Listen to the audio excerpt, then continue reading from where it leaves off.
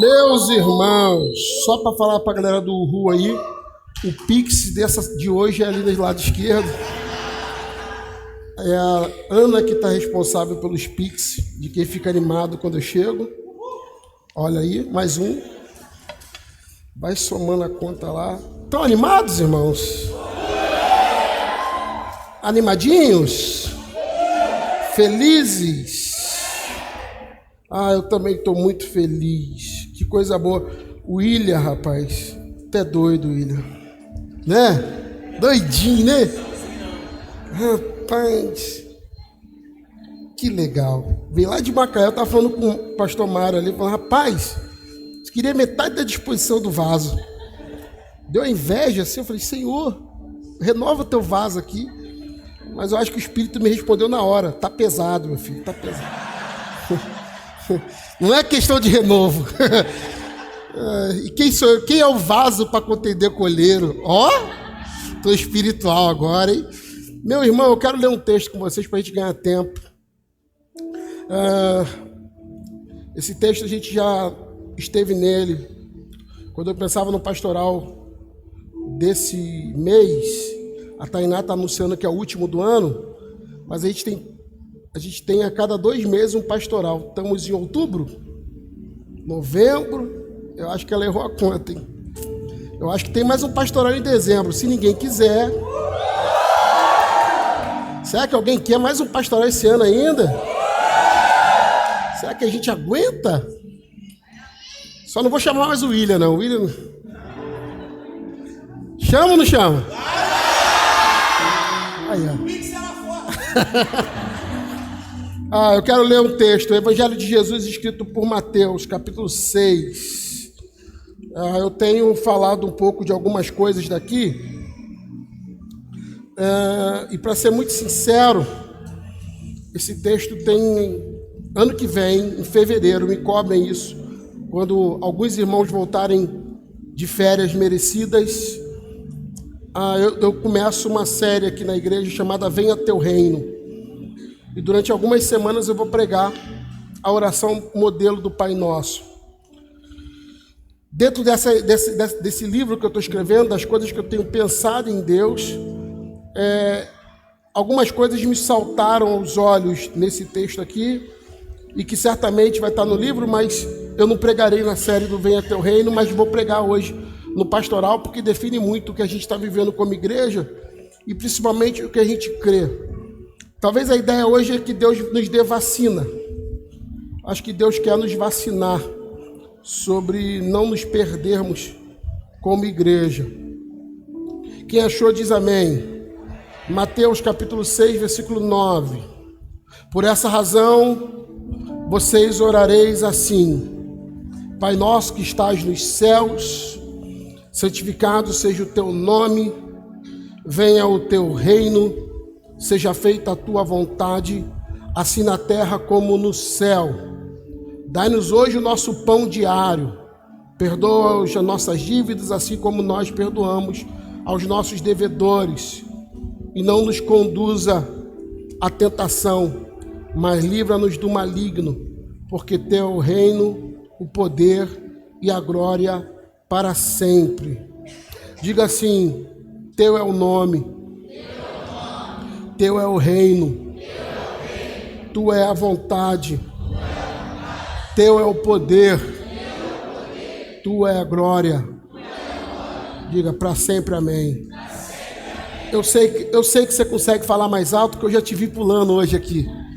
Teu é o nome, teu é o reino, tu é a vontade, teu é o poder, tua é a glória, para sempre, amém. Diga, isso é teu, Senhor. Olha para o irmão que está perto de você e fala: não mexe com isso. O que é dele é dele. Fala: o que é nosso é nosso. Fala alto: o que é dele é dele, o que é nosso é nosso. O que é dele? Diga: o nome, o reino, a vontade, o poder, a glória. Fala para alguém que está perto de você: isso é tudo dele. Segura aqui, eu vou voltar. Pergunta para essa pessoa inteligente que sentou do teu lado, o que é nosso? Fala para ele, o pai, o pão e a dívida. Fala, o pai, o pão e a dívida é nosso. Fala, o que é dele, o que é nosso é nosso. Feche os seus olhos, por favor. Deus, se tem uma coisa que eu não abro mão, e acredito que nenhum dos teus filhos abre mão essa noite, é de ouvir a tua voz. Daqui ninguém sai, daqui ninguém nos tira, enquanto o teu Espírito estiver falando conosco. O Senhor tem liberdade para tratar conosco do jeito que o Senhor quiser. Essa igreja é sua, esse povo é seu. Trata conosco, Senhor. Em o nome de Jesus, diga amém. A gente já habitou nesse texto em algum momento, mas eu queria te ensinar um princípio nesse segundo dia de pastoral. Diga assim, princípio do inegociável. Por isso que eu comecei nessa conversa dizendo para você, o que é teu, o que é nosso. E quando eu falar teu aqui, eu não estou falando teu na ideia de seu. Quando eu falar teu aqui, você entende, é de Deus. Quando Jesus ensina seus discípulos a orar, ele queria que esses caras entendessem o viver igreja, acredite. São 12 discípulos que não sabiam como orar, que perguntam a ele, nos ensina a orar, e imediatamente Jesus dá para ele o que a gente chama de oração modelo. O Pai Nosso, na verdade, não deveria ser uma oração que a gente decora. O Pai Nosso deveria ser uma mensagem que a gente vive. Na compreensão do que fosse essa oração, a partir disso a gente teria a possibilidade de entender o reino de Deus e viver o reino de Deus. É bom entender também que ele diz, seja feita a tua vontade, aqui na terra como no céu. Você vê ele não colocando a vontade de Deus num plano futuro, ele colocando a vontade de Deus no plano presente. Seja aqui na terra como é no céu. Ele estava dizendo, aquilo que já está estabelecido na eternidade, estabelece nesse tempo.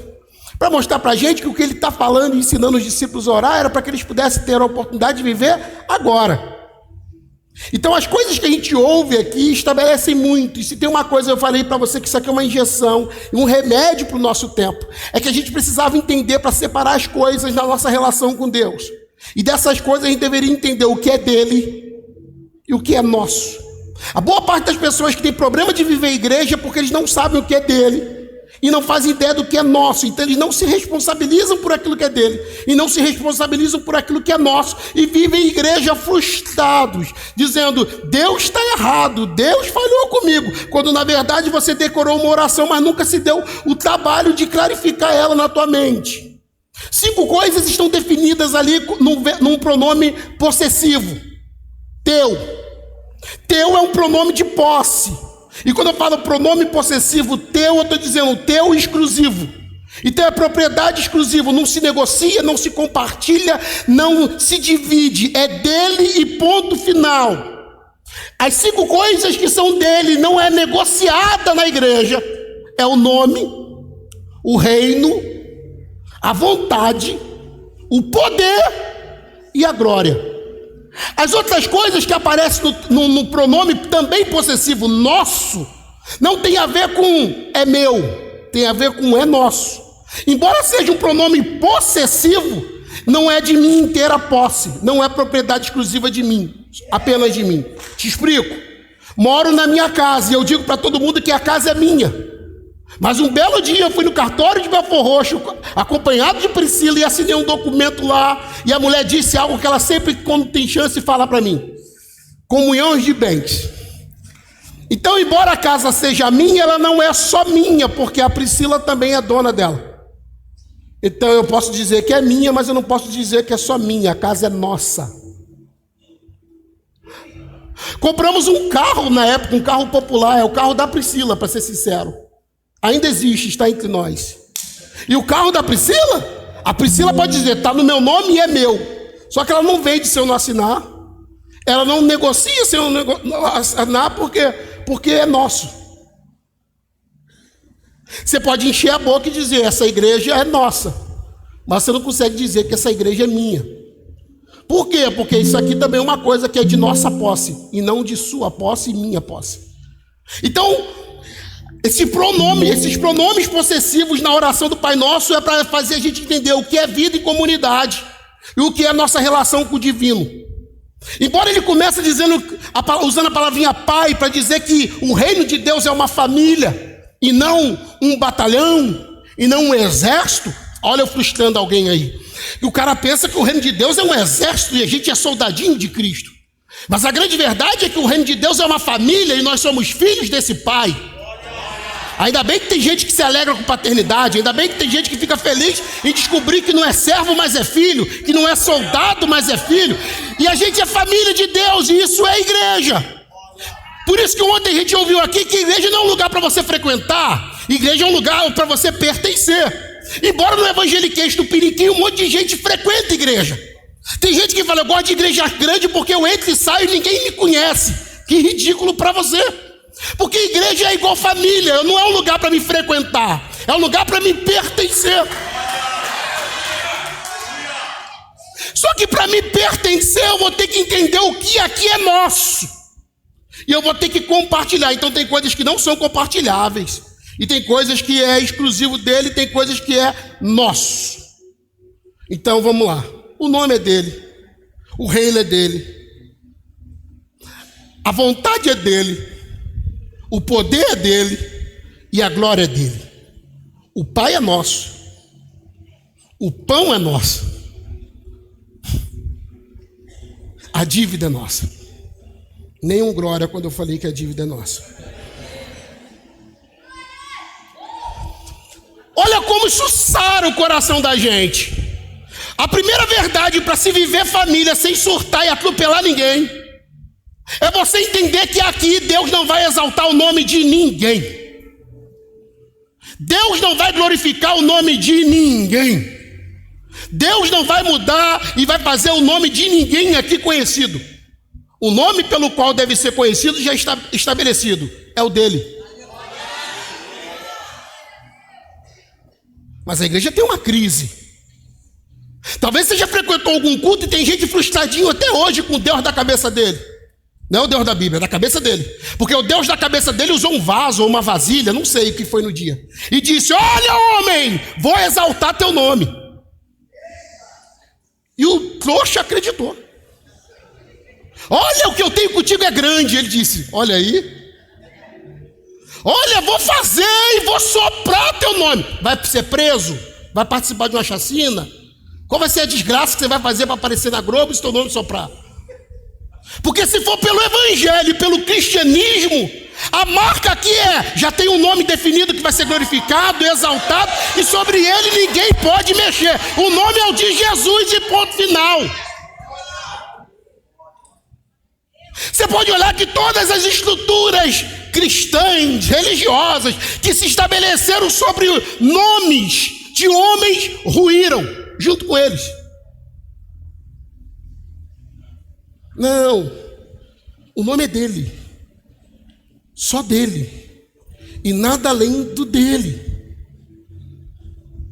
Qual o problema de eu querer ter um nome para mim e competir com Deus? É que eu falei, existe um princípio chamado o princípio de valores inegociáveis. Esse princípio de valores inegociáveis está na Bíblia, a maioria das pessoas não conhece ou ignoram. Comer uma fruta é pecado? Fala alto. Cortar cabelo. Conviver com parentes.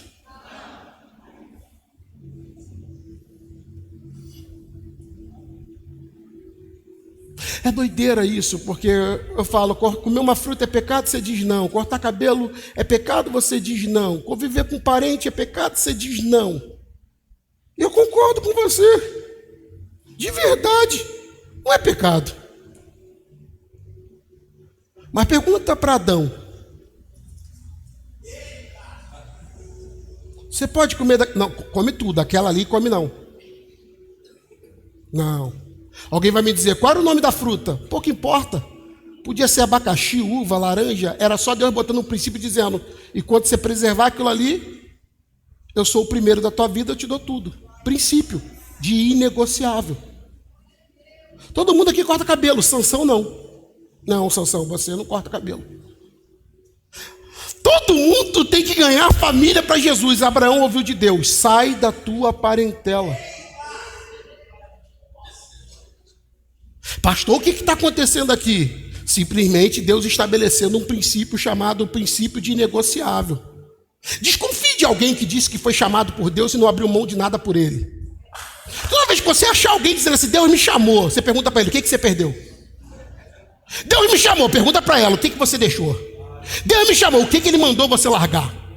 Ah, não, até agora ele não mandou largar nada. Ih, tá estranho. O Bartimeu deixou a capa.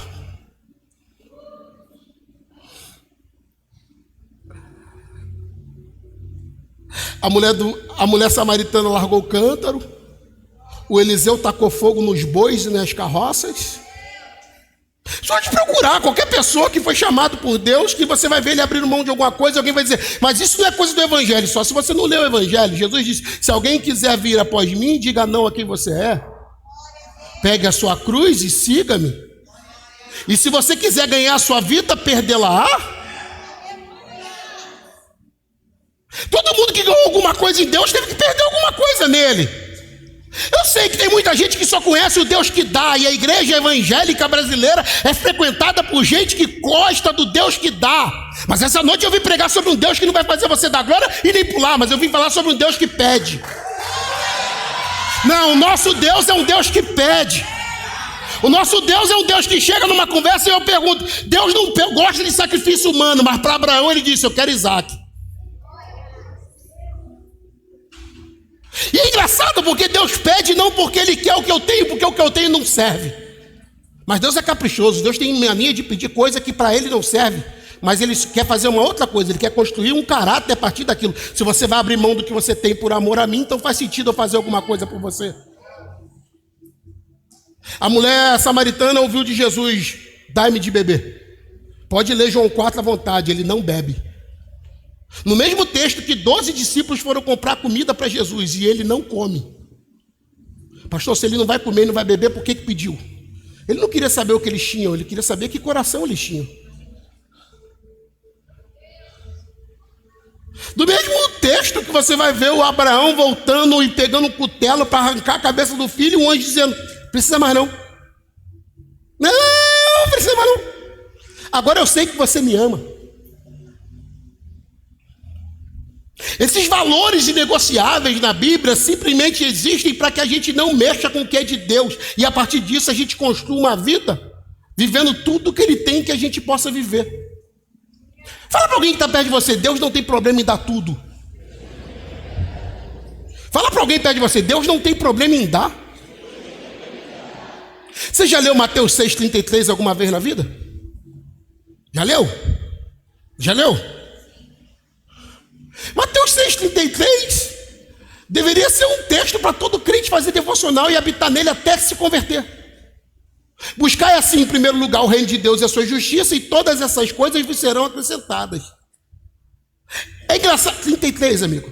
Todas essas coisas vos serão acrescentadas. Você lê todas ali, não lê todas? E o cara vai dizer assim, não, mas todas ali não é dinheiro. Eu pergunto para você, no deserto você quer água ou quer dinheiro? No frio, você quer uma coberta ou quer dólar? Se Deus está garantindo sobrevivência, Ele está dando para esse cara a coisa mais cara que alguém pode dar. Ele está dizendo, te visto e te sustento. E Ele está dizendo, eu não tenho problema em sustentar ninguém. Ele usa a palavra todas, porque Deus não tem problema em dar. Agora tem um detalhe. Deus não é um Deus que você recebe para depois dar. Não, no reino de Deus não funciona assim, recebendo o que se dá. No reino de Deus funciona dando, se recebe. Mulher, me dá da tua água. E depois ele pergunta, se tu soubesse quem está te pedindo, você já tinha dado. Por quê? Porque ele tinha uma água melhor do que a dela.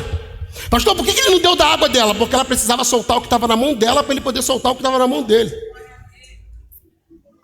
Da mesma conversa que a gente está olhando e dizendo, eu te dou tudo, desde que eu seja o primeiro.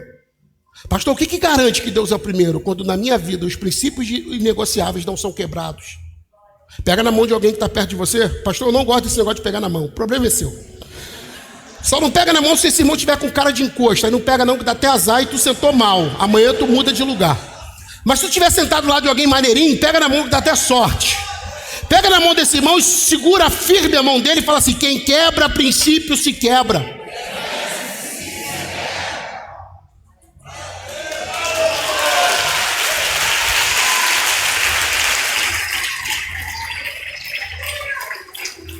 Faz conta comigo, o jardim é maior ou o fruto é maior? Deus olha para Adão e fala, fica com o jardim, só não toca no meu fruto. O jardim é seu, o fruto é meu. O jardim é seu, o fruto é meu. Fica com o jardim, só não mexe no fruto. Não é questão de fruto, é questão de princípio. Você fica com tudo, desde que eu seja o primeiro. Se eu sou o primeiro, todas as coisas eu acrescento. Um belo dia ele acordou com a loucura dizendo, não, eu quero tudo. Inclusive aquilo que Deus falou para mim, não mexer e não negociar. Ele come o fruto, perde o jardim. Vê se isso não é a vida de um monte de gente aqui. Vê se isso não é a vida de um montão de gente aqui. E deixa eu falar uma verdade para você. Nem todo veneno mata na hora. Ah, eu vim falando, fulano fazendo, não deu nada, vou fazer também. Ah, irmão. E a gente não é todo mundo, né? Eu casei com 30 anos virgem. Eu quase fiz aquele filme, o Virgem de 40 anos. Não se escandaliza comigo não, mas chegou uma hora que eu pensei, só eu que não estou comendo ninguém. Eu comecei, eu falei, rapaz, era um mundo perigoso, era um canibalismo à minha volta. Era um pessoal se pegando e alguém olhava para mim e dizia, não vai não? Mas dentro de mim eu tinha um temor desgraçado e eu dizia para mim, no dia que eu botar a mão numa mulher que não é minha, acabou ministério, acabou pastorado, acabou futuro, acabou mensagem, acabou revelação de Deus, acabou presença de Deus. Ah, quando eu olho para a vida que eu tenho, a igreja que eu tenho, o ministério que eu tenho, a mulher que eu tenho, ah, irmão, ah, irmão,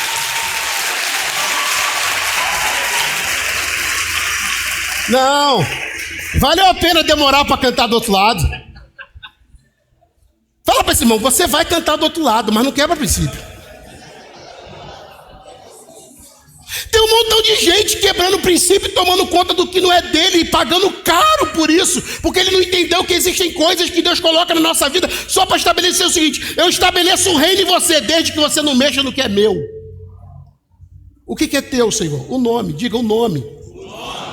Cara, é loucura, porque para a igreja primitiva o nome não era problema. Me diz o nome de um discípulo famoso, não tem. De 84 discípulos enviados por Jesus, a gente sabe o nome de 13, Mário. Os caras nunca quiseram ser famosos, não tem relato nenhum nisso, porque os evangelhos não foi escrito para contar a história de discípulos, o evangelho foi escrito para contar a história de Jesus. Me pergunta qual é o nome de uma igreja primitiva, Primitiva Church? Me diz algum nome de alguma igreja de Jerusalém? Me diz o nome de alguma igreja do Apocalipse? Não tem nome. Mas carregava no peito Jesus que salva, cura, liberta e vai voltar para buscar a igreja dele.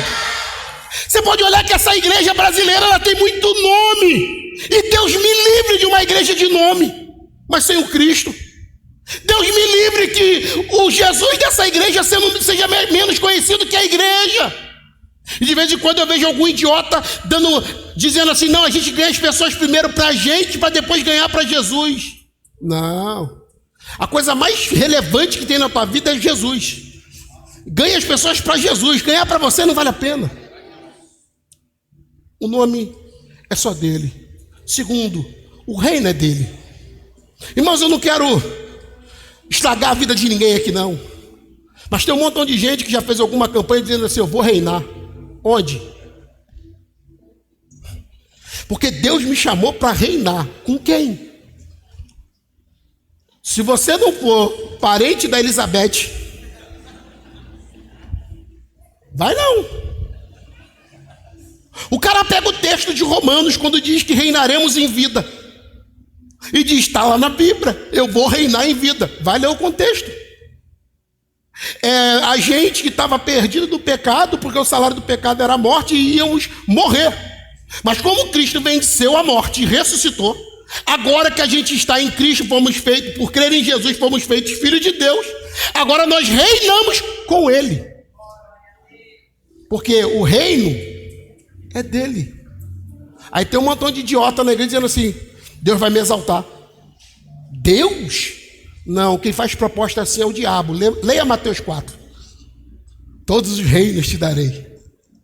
Não, Jesus não chama ninguém para reinar, porque o meu prazer não está no reinado, o meu prazer está na família. E é triste, porque quando você está com o surto do nome, com o surto do reinado, você tem problemas. Você conhece gente que está numa igreja ruim por causa do nome?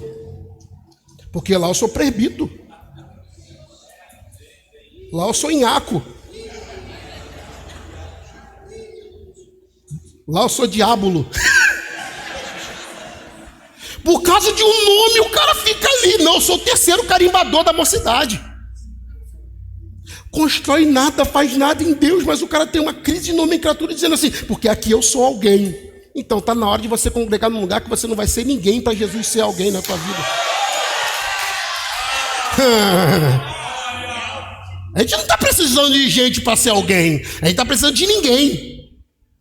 Quanto mais ninguém você for, mais útil você vai ser. Quanto mais ninguém você for, mais você presta. Não, se é para aplaudir, aplaude direito, vai.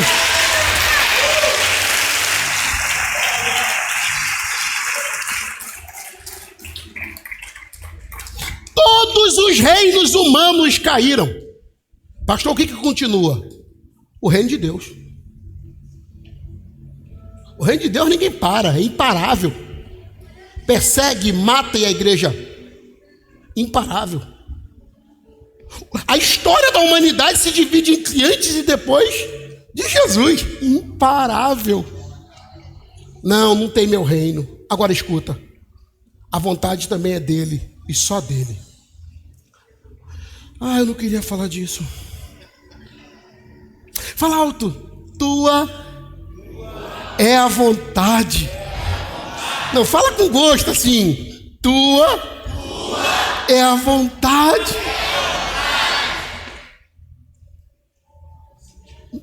Onde entra a sua vontade? Onde entra a minha vontade? Onde entra a nossa vontade? Não tem! Não, porque esses dias eu estava num lugar aí uma empresária médica, rica, e eu sou um pastor de R$1 milhão, né, de dívida. Eu estou devendo 1 milhão, eu tenho 1 milhão para pagar até janeiro. E aí, a mulher começou a falar comigo, poxa, eu vi o senhor, eu abro várias clínicas e eu pego parte do dízimo de todas as clínicas que eu abro e mando para o ministério, eu vi o senhor falando, meu coração palpitou. Falei, Senhor, chegou a hora. Tava na hora mesmo, Senhor. E a mulher falando comigo, e aí de repente ela virou para mim, o Netinho estava comigo, e o Nilton também. E ela disse, inclusive eu estou para abrir uma na Barra. Eu disse, Barra dá lucro, Barra é boa. E eu estou orando para ver qual ministério que eu vou mandar uma oferta, um dízimo, e vou ser parceiro. E sabe como é que eu vou abrir esse, pastor? Eu tenho um negócio com Deus. Eu falei, caramba, deve ter mesmo. Qual o negócio que você tem com Deus? Eu chamo Deus para ser meu sócio. Quando ela falou, eu chamo Deus para ser meu sócio, a língua coçou. E aí eu fiquei pensando, cala a boca. Cala a boca. Cala a boca. Pensa na oferta que ela vai mandar para Vinde. Cala a boca, cala a boca. Pensa no R$1 milhão que vocês estão devendo. Cala a boca. Pensa no sítio que você não pagou ainda. Cala a boca. Mas é mais forte que eu, irmão. Falei, irmã, vai dar ruim. Vai dar ruim. Ela, mas por quê? Se a senhora chamasse Deus para ser dono, ia virar. Mas sócio? Não, Deus tem coisa melhor para cuidar. Irmão, não se ofenda comigo. Deus não quer ser teu parceiro. Ou você dá tudo e deixa ele mandar e governar, ou esquece. Eu sei que a igreja brasileira faz concessão para te manter na igreja. Então ela diz, Deus será teu sócio, Deus será teu parceiro. É por isso que a tua vida está sanhaca. Porque a tua vontade não é boa. A tua vontade não é perfeita e a tua vontade não é agradável. Você quer saber de quem é a boa, perfeita e agradável vontade? A dele é.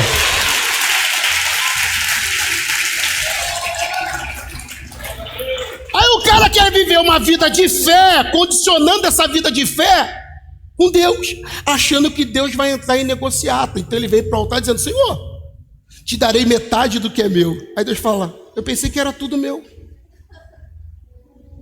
Não, eu te dou a vida, mas o meu negócio é 10%. Deus falou: ué, isso aqui era tudo meu. Não, Senhor, eu vim aqui eu quero botar meus sonhos no teu altar. Cumpra e eu vou glorificar teu nome. O nome dele já é glorificado. Você acha de verdade que Deus precisa dar vitória para alguém aqui para o nome dele ser glorificado? Você acha de verdade que Deus tem que soprar o nome de alguém aqui para o nome de alguém, para o nome dele ser glorificado? Eu já te falei, o nome dele divide a história entre antes e depois. E quando isso aqui terminar, todo joelho e toda língua vai se dobrar e toda língua vai confessar que Jesus Cristo é o Senhor. Não tem nome maior do que o dele, isso já está definido, e não é vitória para você que vai mudar isso. Aí o cara fala assim: eu estou chamando Deus para ser meu sócio. Irmão, com todo respeito, eu acho que ele não vai topar. Você já leu João 2? Já leu João 2? As pessoas ignoram. O pessoal fica focado no milagre e esquece o que está sendo dito. João 2, Maria vira para Jesus e dá uma enquadrada em Jesus e fala: eles não têm vinho. Você já viu a resposta de Jesus? Nunca leu, né? Jesus olha para ela: aqui, mulher, em que essa tua preocupação tem a ver? Quer que eu traduzo? O que a tua vida tem a ver com a minha? O que o teu problema tem a ver com o meu? O que a tua necessidade tem a ver com a minha? Ah, tem irmão que vai ficar triste com Jesus da cabeça dele agora. Você pega teus rolos, traz para o altar e fala: Senhor, desembaraça. Ele está dizendo: não, é só largar mesmo. Você arruma um monte de treta e traz para o altar e fala: Senhor, se for sua vontade, restaura. Aí Deus está dizendo: restaurar o quê? Eu não comecei isso. O que eu tenho a ver com os teus rolos? O que eu tenho a ver com os teus tumultos? O que eu tenho a ver? Não. A gente confunde misericórdia com vontade divina. E para alguns irmãos, vontade de Deus é quando dá tudo certo. Abriu a porta, só pode ser Deus. Pastor Jefferson Coelho uma vez foi na Casa Bahia para comprar um guarda-roupa. Aí na hora ele falou assim: se for de Deus, vai aprovar os móveis da casa toda. Aí aprovou.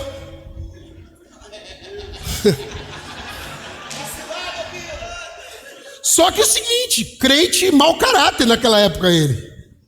O valor da prestação era o salário dele inteiro. Fala para mim, vai deixar de comer para pagar a Casa Bahia? Vai deixar de comprar gás para Casa Bahia, para pagar a Casa Bahia? Nunca pagou uma parcela, sujou o nome e vai dizer que foi o diabo. Não, não foi diabo. O cara faz um monte de treta e fala: se for de Deus vai passar. Eu já falei, tem veneno que mata na hora, tem veneno que mata depois. Tem um montão de gente achando que o reino de Deus é o reino da nossa vontade. E vamos ser sinceros, a maior doença do nosso tempo é o quê? Amor próprio. O cara está com depressão, sempre aparece um idiota e dá um conselho para a pessoa deprimida: se ame, se valorize. Você está assim porque você não se ama. Não, você está assim porque se ama. Porque toda pessoa que se ama demais é suicida. E você não nasceu para se amar. Você não nasceu para viver para você. Teu propósito não é você, a tua vida não é você. Você nasceu para amar Deus. E teu propósito tem a ver com Deus e com pessoas. E é por se amar que você está lascado. Mas o cara acha: seja feita a tua vontade desde que seja minha, Senhor. E Deus olha e fala: não tem a ver com isso não.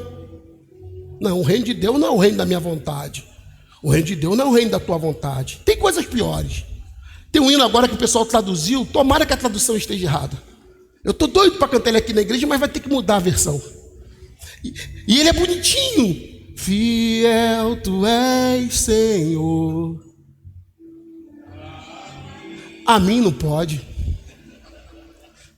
Se fosse fiel tu és, Senhor, a ti, eu falo: poxa, está na Bíblia. Eu sei que você cantou a vida inteira: tu és fiel a mim, Senhor. Por mim Deus mata, por mim Deus faz descer a sepultura, por mim, ô santo.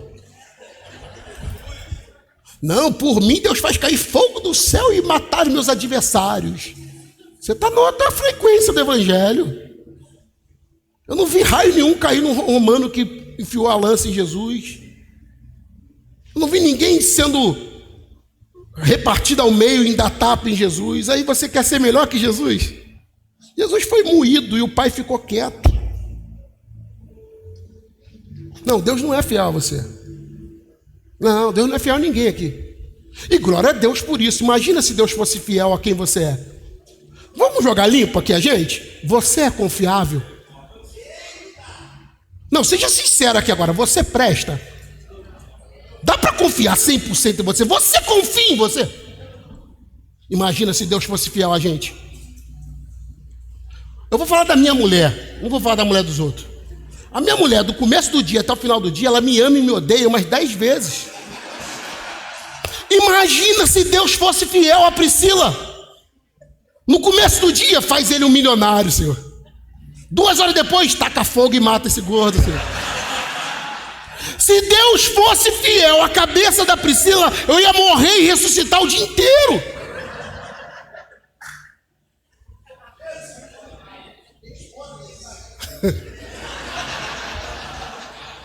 Não, Deus é fiel a quem Ele é. E por isso eu tenho que dar glória a Deus. Ele diz, ainda que sejais infiel, Ele todavia permanece fiel, porque não pode negar a si mesmo. Faz conta. Ele não pode negar a si mesmo, porque o seu caráter é de fidelidade. Você não presta, mas Ele é fiel. E Ele não vai mudar a fidelidade comigo fazendo coisas que Ele gosta ou não. Ele é fiel e ponto final, é quem Ele é. Pastor, eu gostaria de viver a fidelidade de Deus. Você alinha quem Ele é e você vai viver da promessa dEle. Quando você diz assim, Deus vem ser meu sócio, você está dizendo assim, Deus vem trabalhar comigo. Quando você entende graça e vontade de Deus, você começa a orar, sabe como? Senhor, deixa eu trabalhar com o Senhor. Senhor, deixa eu ir com o Senhor. Senhor, deixa eu viver o que o Senhor está vivendo. Senhor, deixa eu estar onde o Senhor está. Senhor, deixa eu viver o que o Senhor vive. Só que a maioria das pessoas, quando vai orar, não ora, seja feita a tua vontade. Porque se eu orar, seja feita a sua vontade, não tem mais a minha. Só a dele. Nada além da dele. Mas isso é liberdade. Como eu queria que alguns irmãos dessa igreja tivessem essa liberdade. Eu vou ser muito sincero, eu acordo de manhã e vou viver a minha vida como dizia o filósofo brasileiro, deixa a vida me levar, vida leva eu. Vida não é Jesus? Ele não disse eu sou o caminho, a verdade e a vida? É isso, né? Então deixa a vida me levar, vida leva eu. Sou feliz e agradeço por tudo que Jeová me deu. Olha aí. Olha aí. Que Deus salve o irmão Zeca. Que Deus entre na vida do irmão Zeca e faça uma obra grande. Irmão Zeca é profeta. Meu irmão, uma vez que você deu a tua vida para Jesus, o normal não era deixar Ele levar a tua vida? Já que Ele sabe o que é bom, perfeito e agradável, para alguns irmãos a vontade de Deus é o quê? Para alguns irmãos a vontade de Deus é tudo que dá certo é de Deus. E tem uns irmãos, meu irmão, que é mistura de católico com espírita. É evangélico, católico e espírita. Então ele é todo cheio de religiosidade. Então ele fala, porta abriu, é de Deus, hein? Eu estou sentindo que Deus quer me dar vitória. Como é que você sabe? Recebi um pix. Alguém ligou com uma notícia ruim e já pede oração do grupo. Irmãos, levanta a oração aí, porque o inimigo está furioso. Ele não consegue viver a liberdade de entender que a vida dele é tão de Deus, mas tão de Deus, que até o mal da vida dele é Deus operando. Eu não mando ninguém fazer isso, mas carro meu nenhum tem seguro. O atual nem precisa também. Mas eu nunca tive. E eu não mando ninguém não ter. Mas tem a ver com a fé que eu professo. Eu não consigo pagar seguro. Mas eu tenho confiança para entender o seguinte: roubaram o teu carro, pastor. Agora roubou teu carro, o que você vai fazer? Vou ficar feliz. Mas vai ficar feliz por quê? Porque eu entendo que o mal da minha vida é Deus. Pô, se Deus deixou roubar meu carro, ou se Deus roubou, nem dou moral pro capeta, que roubou meu carro foi Deus. Se Deus mandou um anjo do Senhor roubar meu carro, certamente mandou roubar meu carro porque veio livramento. Eu ia bater com ele, eu ia receber um tiro nele. Aí o cara fala, que isso? Que isso o quê? Eu dei minha vida para Deus, quem está em Deus o maligno não toca. Tem um montão de crente dando crédito para o diabo em vez de Deus ser glorificado nisso. Já parou para pensar que quando o diabo aposta que Jó é o que tem e não o que é, Deus deixa o diabo tocar nele? Só para o diabo aprender uma ideia real, que tem gente que é crente de verdade. Porque o diabo tinha dúvida que tinha gente que servia a Deus por amor. Quando o diabo toca em tudo, o que o Jó faz? Sem carro eu fico, sem mulher eu fico, sem camelo eu fico, sem filho eu fico, mas sem culto. Ele corre para o altar e fala, Senhor, o Senhor deu, o Senhor tomou, mas bendito seja o Senhor.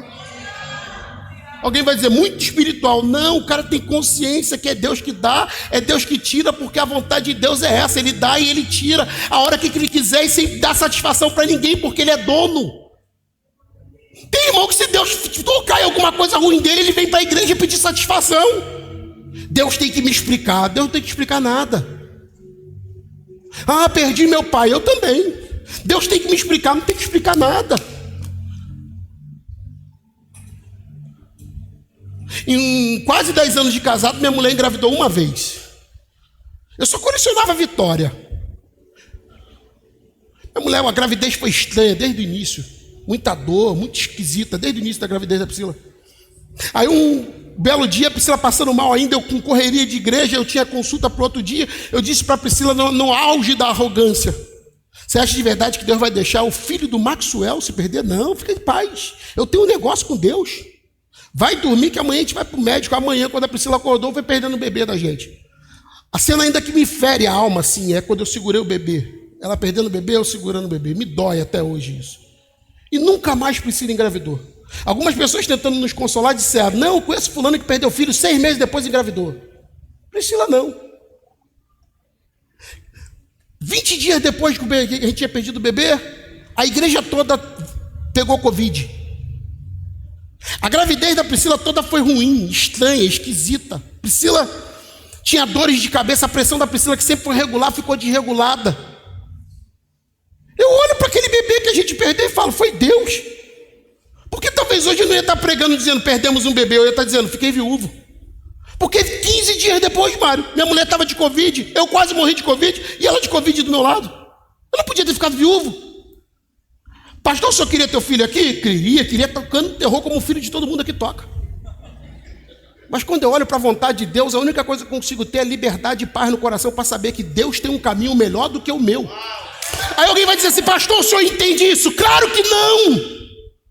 Mas eu acredito na Bíblia, a Bíblia diz que a vontade de Deus é boa, perfeita e agradável. Você acha que Deus vai mudar um caminho só para te deixar satisfeito? Não, os caminhos de Deus é para satisfazer Ele. Você não deu a vida para Ele, então você vai satisfazer a vontade de Deus, o prazer de Deus e nada além disso. Um dia Paulo foi dormir felizão. Ele já tinha decidido com Silas aonde eles iam evangelizar no dia seguinte. Quando ele pega no sono, eles têm uma visão, e a visão era um varão dizendo para ele, atravessa a Macedônia. Aí Paulo acorda no outro dia, chama Silas e fala, cara, Deus falou comigo, eu já sei qual é a vontade dele, eu sei para onde a gente tem que ir. Vamos atravessar a Macedônia para lá. Silas é crente, confia em Paulo e diz, vamos embora. Dão uma mãozinha, vão embora. Atravessam a Macedônia, quando eles chegam do outro lado, a Bíblia diz que eles saíram de casa para uma oração.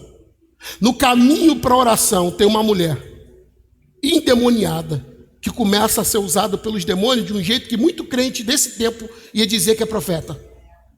A mulher não criticava ele, só elogiava. Homem de Deus, homem que o Espírito do Senhor habita. E deixa eu dar um conselho para alguém aqui, só um parentezinho. Não se ilude com bajulador, não. Quem nos honra, não honra na presença, não. Quem honra a gente, honra na ausência. Você gosta de tapinha nas costas, nunca ouviu a palavra. Meu irmão, não se iluda. Quem é da honra vai te honrar quando você não tiver e vai te defender. Quando elas começam a vir com aquele espírito de lisonja que é demônio, o apóstolo Paulo olha assim, dá logo um demônio. Eles oram pela mulher e o demônio sai da mulher. Os donos daquela mulher, que é uma escrava, ficam tão desolados. Por quê? Porque quando o espírito sai dela, a Bíblia diz que eles não tinham esperança que voltasse. Eles fizeram um trabalho tão bem feito que o capeta saiu e vazou mesmo, mudou de estado o demônio. Quando Paulo e Silas mandou sair, saiu para nunca mais voltar, ao ponto que eles olharam e não tinham mais esperança que ia voltar. Pô, a vontade de Deus nos trouxe para cá, a vontade de Deus nos revelou quem estava endemoniado, a vontade de Deus libertou uma pessoa endemoniada. Oh, glória a Deus! Os donos ficaram tão chateados que pegaram Paulo e Silas, levaram para o meio da praça e deram 39 chicotadas. Só para tu ter noção, da 10ª para frente é só carne rolando. Final do dia tá os dois no fundo de uma masmorra, carne viva às costas, e um olhando para a cara do outro e querendo fazer, sabe o quê? Culto. Irmão, vamos jogar limpo aqui. Tem gente aqui que se dá uma tropeçar e quebrar uma unha não volta amanhã. Teve gente hoje que não veio porque começou a chover e disse, não quero pegar resfriado. Imagina alguém que obedecesse à vontade de Deus, e a vontade de Deus fizesse você tomar uma coça em praça pública, e agora você está numa masmorra preso. Qualquer um aqui que tem essa ideia de vontade de Deus é quando Deus está abrindo porta, ia dizer o quê? Deus me abandonou, Deus não é comigo. Alguns, se fosse Silas, iam olhar para o Paulo e dizer, tem certeza que foi Deus que falou com você? Tem certeza mesmo que foi visão de Deus ou foi visão do diabo? Só que o texto diz que perto da meia-noite,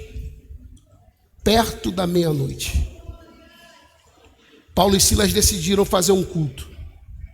E alguém vai dizer, pastor, eu sei por que eles começaram a fazer um culto perto da meia-noite. Começaram a fazer um culto porque sentiram um arrepio. Começaram a fazer um culto porque um anjo apareceu com uma luz e disse, é a hora de cantar. Alguém entregou uma revelação para ele. Nada, só uma coisa. E aonde eu vou terminar essa conversa? Responsabilidade. Eles saíram de casa para prestar um culto. Vai dar meia-noite e eles não prestaram culto. Um olhou para o outro e disse, eu não posso terminar esse dia sem dar para Deus o que é dele. Eu fico imaginando a checagem dizendo, como é que tá para cantar? Pô, para cantar tá difícil, mas para orar dá. Então relaxa. Você canta, eu oro. Perto da meia-noite, um começa a cantar e o outro a orar. Um canta, outro ora. Um canta, outro ora. Um canta, outro ora. Terremoto, prisões se arrebentando e prisioneiros libertos na alma. Todo sonho de um prisioneiro é fugir. Naquela noite ninguém fugiu, porque todos estavam livres.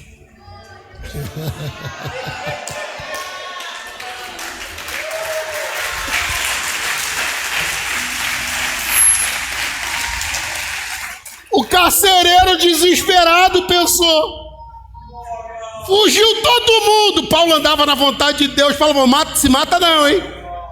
Não precisa se matar e nem desesperar, porque está todo mundo aqui ouvindo o hino e orando com a gente.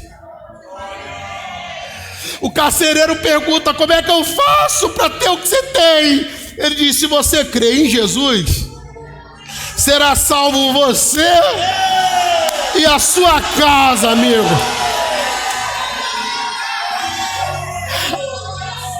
A vontade de Deus não levou eles para fazer um cruzeiro marítimo pelas orlas do Oceano Pacífico. A vontade de Deus não levou eles para fazer um passeio na Torre Eiffel. A vontade de Deus também não fez eles andar pelas torres egípcias. Levou eles para uma surra, uma pancadaria só, sangue para todo lado. Mas 2000 anos depois eu estou pregando um Deus que quando coloca você na vontade dele, faz o carcereiro ser solto, faz os prisioneiros ser soltos, faz um terremoto de salvação acontecer e a vontade dele se manifestar. Naquela noite ninguém ganhou carro zero, naquela noite ninguém trocou de casa, mas a família do carcereiro foi salva. O evangelho entrou por uma cidade e Jesus foi glorificado. Levanta a sua mão se você acredita em profecia. Mas se você acredita muito, levanta as duas. Toda dor e sofrimento que você passar, lembre-se de uma coisa: a tua vida é para glorificar o nome de Deus. Aguenta firme, porque no final a salvação entrará e Jesus será glorificado. É o que eu creio. É o que eu creio. Oramashure Kandarabá. Oramaracede Coracandarabaia.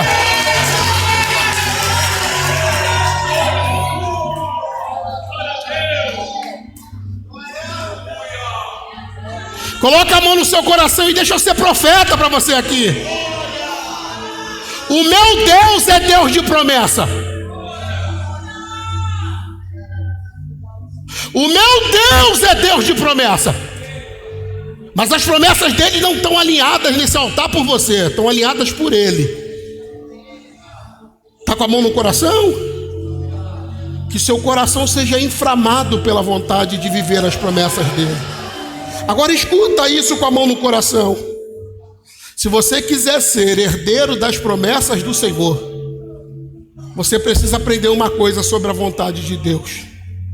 Todo herdeiro da promessa é herdeiro da dor. Está com a mão no coração? Todo herdeiro da promessa é herdeiro da dor. Eu oro todo dia para que Deus me faça um homem do Evangelho. Eu ainda não sou um homem do Evangelho, mas eu peço a Deus para que Ele me faça um homem do Evangelho. Que Ele me dê um caráter do Evangelho, um temperamento do Evangelho, um amor do Evangelho. Eu peço a Jesus todo dia, Arson. Todo dia eu falo: Deus, me faz um homem do Evangelho. É meu sonho. É meu sonho, quando eu passar por essa vida, ninguém nem lembre meu nome, mas fala: um homem do Evangelho. Mas se tem uma coisa que molda homens e mulheres do Evangelho, não são as promessas que eles carregam com Deus, mas são as dores que eles suportam por amor ao Evangelho. Se você quiser ser herdeiro das promessas de Deus, está na hora de você aceitar ser herdeiro das suas dores. Não, o Evangelho não é filme de Hollywood que termina com final feliz. Não, o Evangelho não é esse pastor de teologia coach que posta a sua última viagem. Não, não, a vontade de Deus não nos levará para lugares altos. Não, às vezes ela nos levará para lugares muito baixos. Mas nas dores, Deus vai gerando filhos. Eu sei que as pessoas dizem: se Deus estiver no teu barco, o teu barco não afunda. Pergunta para Paulo, o dele afundou. O barco do Paulo afundou. Morreu não, mas afundou. Quando chega na ilha, uma cobra pica o cara. E todo mundo fica dizendo: vai morrer. E alguém me pergunta: o que está acontecendo? É que para viver promessa você vai ter que aceitar o caminho da dor. A vontade de Deus é que você aguente a dor. Você quer saber quem oferece um caminho mais curto? O diabo. É o diabo que aparece para Jesus no deserto e diz para Jesus: se tu me adorar, cara. E adoração aqui tem a ver com idolatria. Idolatria tem a ver com colocar Deus em segundo. Ele está dizendo: só coloca Deus em segundo. Pega alguma coisa e bota acima de Deus. Tua mulher, teu filho, teu casamento, teu dinheiro, faz qualquer coisa e coloca acima de Deus e eu te dou tudo. Mas Jesus escolheu o deserto. Jesus escolheu a fome. Jesus escolheu as pedras e herdou os pães. A igreja brasileira não quer dor. A igreja brasileira não quer a cruz. A igreja brasileira não quer lágrima. A igreja brasileira não quer sangue. Por isso que a gente não está mais vivendo promessa.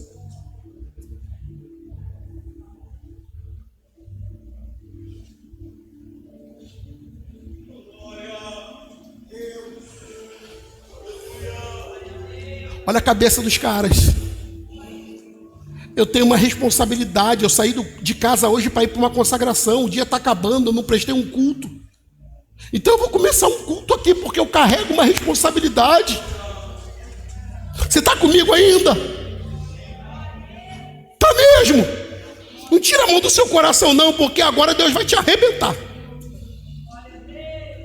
Você pode ter um dia de crente, pode ter 0 dia de crente, você pode estar aqui há 10 anos, você pode estar aqui há 20.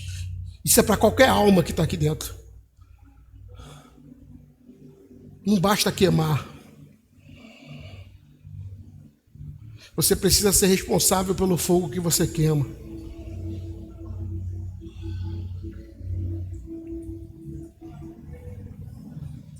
Mateus 25, versículo 1. Eu termino lendo esse texto, mas eu queria que você colocasse a mão no seu coração. A Bíblia fala de 10 virgens. 10 virgens. Todas são virgens.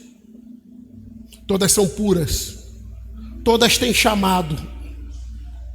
O reino dos céus será semelhante a 10 virgens que pegaram suas candeias e saíram para encontrar-se com o noivo. Faz a conta, deixa aí rapidinho. Todas são virgens. Todas têm candeias e estão queimando. Todas saíram para encontrar com o noivo. Todas aguardam o noivo. Todas receberam um chamado. 2. 5 delas eram sábias, mas as outras 5 eram inconsequentes. Onde você está lendo inconsequente? Diga irresponsáveis. Fala alto, irresponsáveis. Versículo 3. As que eram irresponsáveis, ao pegarem suas candeias, não levaram óleo de reserva consigo. Entretanto, as prudentes levaram óleo em vasilha junto com suas candeias. O noivo demorou a chegar e todas ficaram com sono e dormiram. Diga, todas eram virgens. Todas tinham candeias. Todas tinham chamado. Todas sentiram sono. Todas dormiram. Versículo 6. À meia-noite ouviu-se um grito. Eis que vem o noivo! Saí ao seu encontro! Então todas as virgens, guarda isso, todas as que eram virgens, todas as que tinham candeias, todas as que tinham chamado, todas as que te pegaram no sono, todas as que adormeceram, todas elas ouviram a voz do noivo chegando, acordaram e foram preparar. Está ouvindo? 8. As irresponsáveis recorreram às sábias. Dai-nos um pouco do vosso azeite, porque as nossas candeias estão se apagando. Não significa que apagou. Ainda tem fogo. Ainda queima. Mas nunca foi questão de queimar. Sempre foi questão de responsabilidade. Fala para alguém que está perto de você. Você é responsável pelo fogo que você carrega?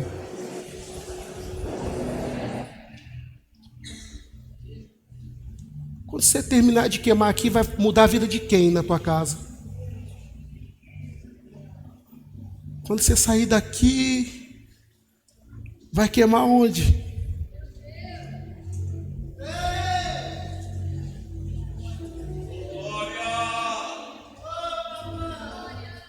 Você quer saber por que elas são irresponsáveis? Não é só porque não levou reserva. É porque quando o fogo começou a acabar, ela vai em quem tem e diz, reparte comigo. Você quer saber por que as outras são responsáveis e essas são irresponsáveis? Porque as responsáveis dizem para irresponsáveis, eu não divido azeite com você. A gente disse que a gente não vai cuidar de todo mundo, a gente vai cuidar de quem deixa. Quantas vezes eu me vi apagando por repartir azeite com quem não tem responsabilidade com fogo? Eu vou sofrer o que tiver que sofrer, eu vou pagar o que tiver que pagar. Mas cada um compra seu azeite. Tem um montão de gente que, além de andar na reserva, ainda reparte o que tem pouco. Mas o grito de Deus aqui agora, no final dessa palavra, é que tipo de responsabilidade você tem com o fogo que Deus te deu? Você está aí? Começou a doer, eu larguei. Começou a dar problema, eu parei. Começou a ficar esquisito, não quis mais. Frustrei, magoei, revoltei, parei. E agora eu durmo, como todos os outros, esperando o noivo voltar. Só que quando a gente ouviu o grito do noivo, não é questão de quem queimou ou não queimou. Quando a gente ouviu o grito do noivo, ele vai querer saber quem foi responsável com o fogo que carrega. Coloca a mão no seu coração e dá uma checada para ver se o teu fogo dura até o final do pastoral e apaga logo depois, ou se tu tem fogo para aguentar dias de dores.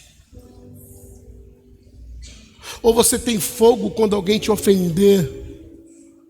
Ou você tem fogo para aguentar dias de afronta e dores. Ou você tem fogo para aguentar dias de exclusão. Ou você tem fogo para aguentar dias de promessas não cumpridas. Porque se o teu fogo não aguenta um Deus em silêncio, se o teu fogo não aguenta um Deus sem resposta, se o teu fogo não aguenta um noivo que demora, você tem nome e é irresponsável. Os responsáveis vão queimar com Deus fazendo ou não fazendo, respondendo ou não respondendo, porta aberta ou fechada. Eles não queimam porque Deus vai dar vitória, eles queimam porque o Senhor é a vitória. Eu quero orar por você.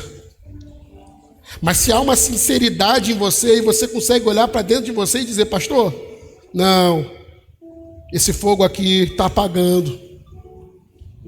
Para ser sincero, eu tenho um fogo para os irmãos verem. Mas se chegar a hora do vamos ver, meu fogo vai apagar.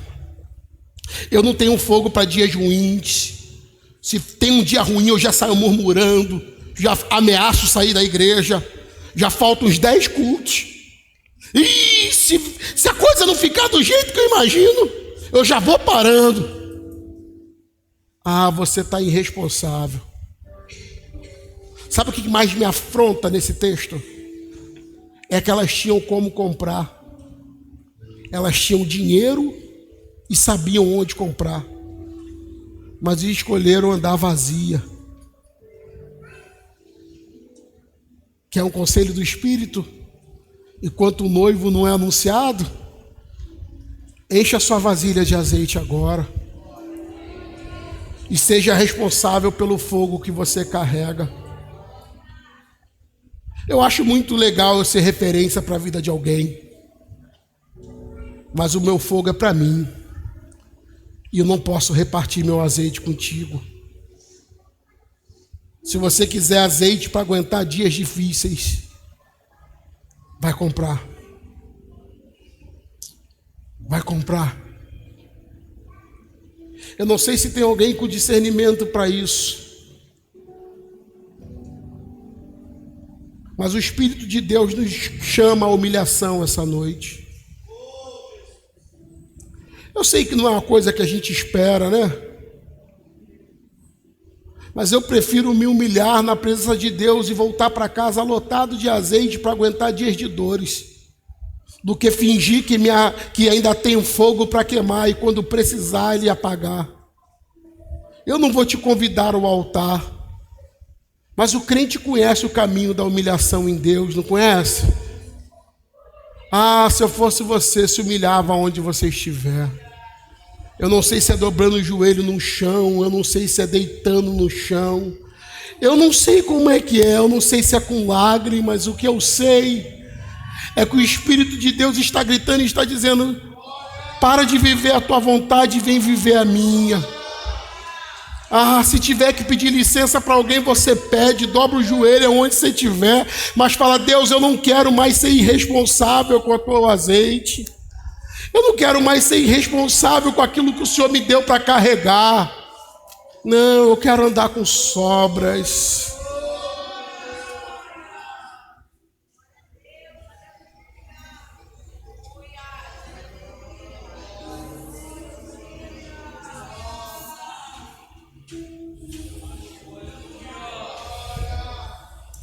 Cada um sabe o azeite que carrega.